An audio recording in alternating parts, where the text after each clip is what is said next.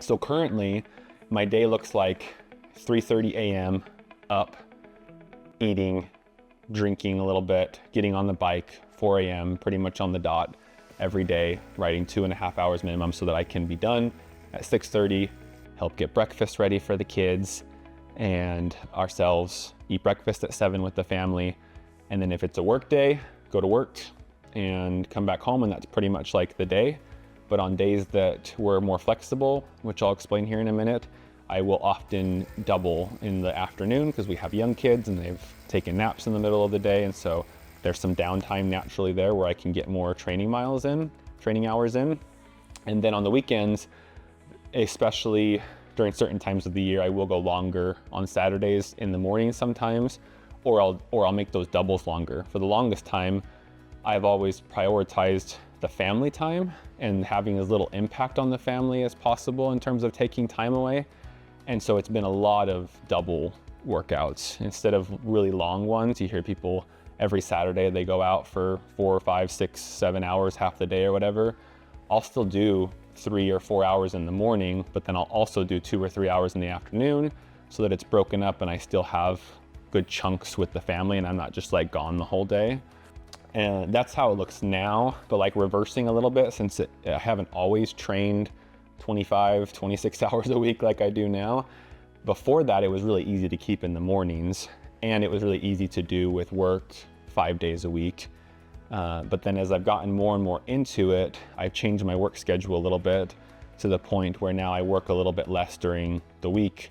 In a traditional format, I supervise a couple therapists, which gives me a little bit more free time, like flexible time.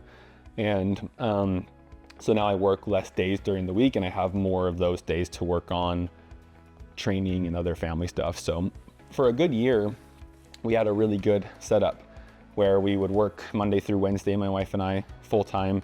Thursday and Friday, we would have some work stuff to do, but not very much. And so we'd have a lot of family time and we did a lot of just family time stuff. And now that I've taken this on more professionally, those days have become for trying to do everything in that time frame, which has made those days stressful now too. So now we're back to feeling like we're working all the time. But it's a constant ebb and flow, figuring out what works for you. Another thing about the schedule, I see a lot of people struggle when they have young kids, especially like newborns in their like training or work or balance in general with life. And I was in such a growth phase when we had our second. Like I was about a year into cycling and it was going really well. And I really didn't want to like give up the progress I had made. So I was really dedicated to trying to make it work if it could. And so I had a wild schedule when we had a newborn because we have this new member of our family who's up all kinds of weird times. And I never wanted to be the kind of father and husband that just said, deal with this. And I've got other things, especially at that point, cycling was a hobby. So I certainly wasn't gonna like say, deal with the child while I go and do my hobby. It wasn't anything special at that point. It was just me grinding. But my schedule got really wonky then. Like there were a lot of days where I would help with the kids at nighttime, get them to bed. We'd go to sleep pretty much right after them because we're so tired all the time at that point. I would sleep for 3 or 4 hours and help get up with the baby, help as much as I could at that point. My wife was doing a lot of the nighttime stuff because she was the feeder. But I'd get up and put him back down and try and help out as much as I could. And since I was like up and awake and everything, I just I say naturally, it's not natural at all. I would go jump on the bike for a training session. I'd come back down. It'd probably be time to do another feeding at that point, honestly, because it's a couple hours. I'd help with that, put baby back down. I'd go to sleep for a while. I'd get up and either go to work or train again.